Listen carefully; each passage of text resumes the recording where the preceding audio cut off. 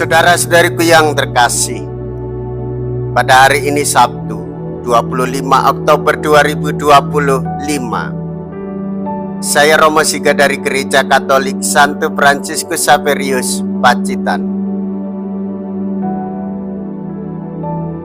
Dalam nama Bapa dan Putra dan Roh Kudus. Amin. Suatu kecelakaan, suatu kematian mendadak mengajak kita merenung, mengajak kita bertobat dan meninjau kembali hidup kita yang telah kita jalani dari hari ke hari tanpa banyak memikirkannya. Pertanyaan Paulus kemudian menjadi aktual bagi kita semua. Apakah kita hidup menurut roh atau menurut daging? Jika kalian semua tidak bertobat, kalian pun akan binasa dengan cara demikian. Mea culpa, mea culpa, mea maxima culpa. Saya berdosa, saya berdosa, saya sungguh berdosa.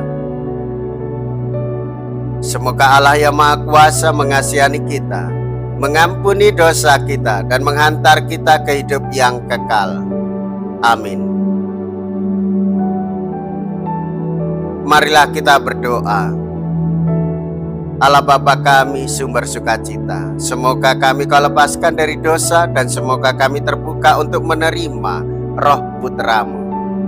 Semoga pula sabdanya menjadi kabar sukacita bagi siapa saja di seluruh dunia. Sebab Dialah Putramu Tuhan kami Yesus Kristus, yang hidup dan berkuasa bersama Dikau dalam persatuan Roh Kudus, Allah sepanjang segala masa. Amin. Tuhan bersamamu dan bersama rohmu. Inilah Injil suci menurut Lukas. Dimuliakanlah Tuhan. Lukas bab 13 ayat 1 sampai dengan ayat 9. Pada waktu itu beberapa orang datang kepada Yesus dan membawa kabar tentang orang-orang Galilea yang dibunuh Pilatus, sehingga darah mereka tercampur dengan darah kurban yang mereka persembahkan. Berkatalah Yesus kepada mereka, "Sangkamu orang-orang Galilea ini lebih besar dosanya daripada semua orang Galilea yang lain, karena mereka mengalami nasib itu? Tidak, kataku kepadamu. Tetapi jikalau kalian tidak bertobat, kalian semua pun akan binasa dengan cara demikian. Atau sangkamu ke-18 orang yang mati ditimpa menara dekat Siloam lebih besar kesalahannya daripada semua orang lain yang tinggal di Yerusalem? Tidak, kataku kepadamu. Tetapi jika kalian tidak bertobat, kalian semua pun akan binasa dengan cara demikian." Kemudian Yesus menceritakan perumpamaan ini. Ada seorang mempunyai sebatang pohon ara yang tumbuh di kebun anggur. Ia datang mencari buah pada pohon itu, tetapi tidak menemukannya. Maka berkatalah ia kepada pengurus kebun anggur itu, "Sudah 3 tahun aku datang mencari buah pada pohon ara itu, namun tidak pernah menemukannya.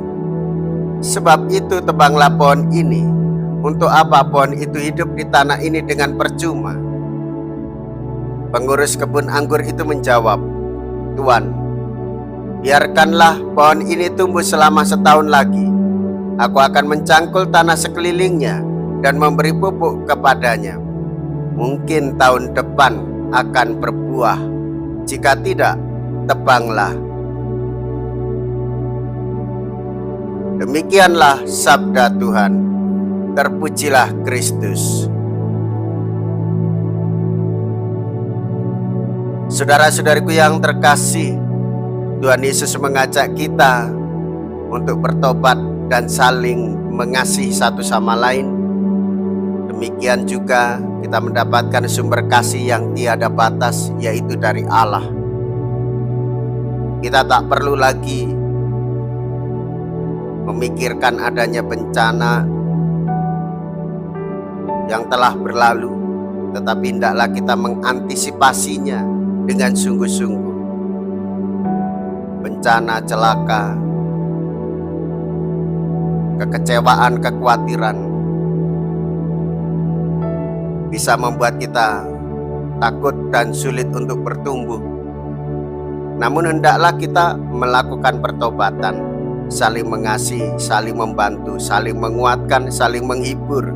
Itu yang lebih utama di dalam menghadapi persoalan-persoalan kehidupan, celaka, bencana, dan peristiwa yang menakutkan.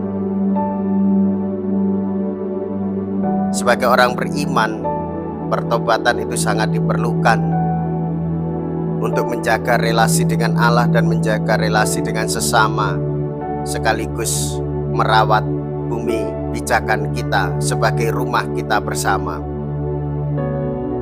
Hendaklah kita melakukan pertobatan terus-menerus, pertobatan ekologis, pertobatan humanis, pertobatan diri yang mengarah kepada Allah untuk menyelami bahwa Dia senantiasa memberikan keselamatan, sekaligus menggerakkan kita untuk mewujudkan cinta kasih kepada semua orang.